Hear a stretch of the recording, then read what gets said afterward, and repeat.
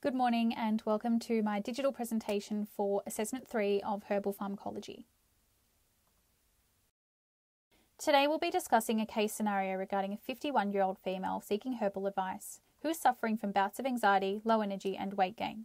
She's recently been diagnosed with lupus erythematosus and hypothyroidism and has been prescribed corticosteroids and thyroxine. To combat the anxiety and fatigue, she's also been taking an over-the-counter product containing Withania somnifera and Glycrrhiza glabra. Today's presentation objectives are to analyse the available evidence regarding the interactions, explain their risks, benefits and clinical applications, and make recommendations based on the evidence presented. Withania somnifera, better known by its common name ashwagandha, is a potent adaptogen herb. It is widely known for its anxiolytic and stress-relieving effects, which are achieved via its ability to reduce stress hormones such as cortisol. Let's look at the potential interactions. First up, we have corticosteroids.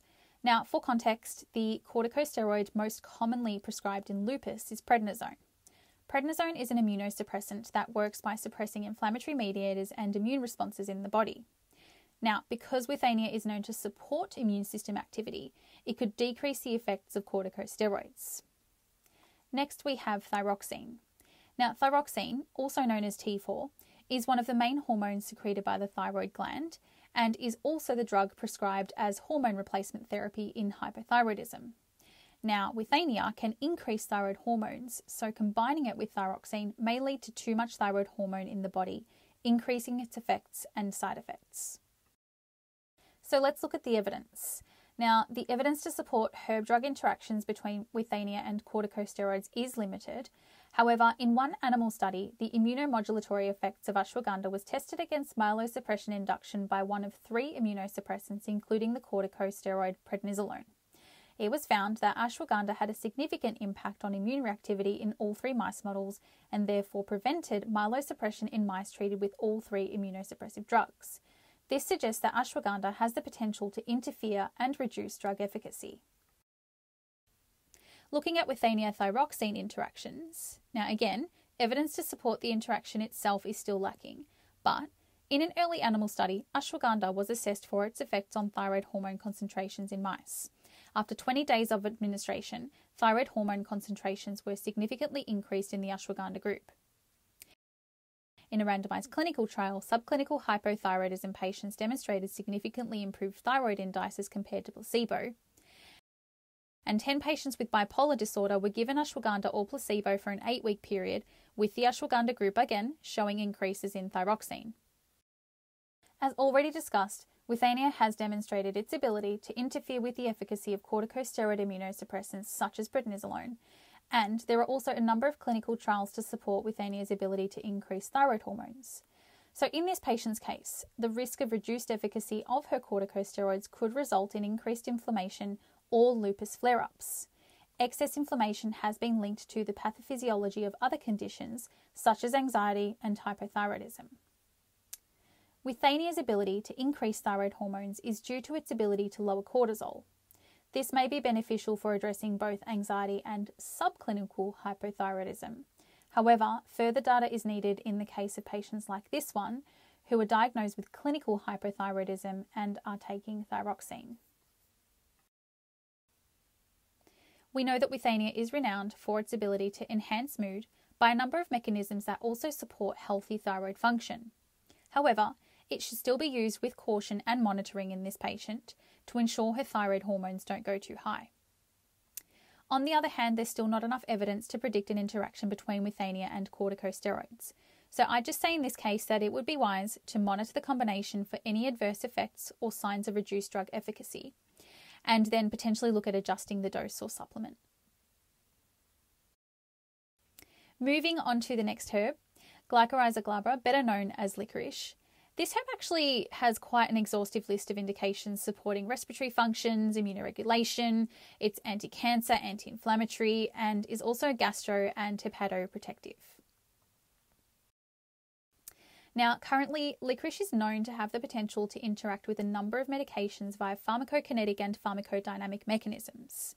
Its active metabolite, glycyrrhizin, is largely involved in the herb's interaction with corticosteroids due to its ability to inhibit drug metabolism.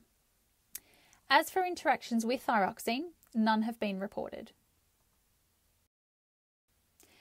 Okay, turning our attention to the evidence once again. In 2 early clinical studies, prednisolone and glycyrrhizin were given to healthy volunteers. Now, in the first study, glycyrrhizin, given intravenously, was found to increase the amount of prednisolone in the body and modified the pharmacokinetics of the drug. In the second study, when glycyrrhizin is given orally, the main component in plasma is glycyrretinic acid. Both glycyrrhizin and glycyrretinic acid have inhibitory effects on corticosteroid metabolism. However, glycyrretinic acid's inhibitory activity is about 200 times higher. So, oral administration of glycyrrhizin was found to significantly increase the amount of prednisolone by inhibiting its metabolism, leading to increased systemic exposure. So, in a nutshell, licorice is a potent inhibitor of the key enzymes involved in corticosteroid metabolism, which reduces the drug's clearance and consequently prolongs its effects.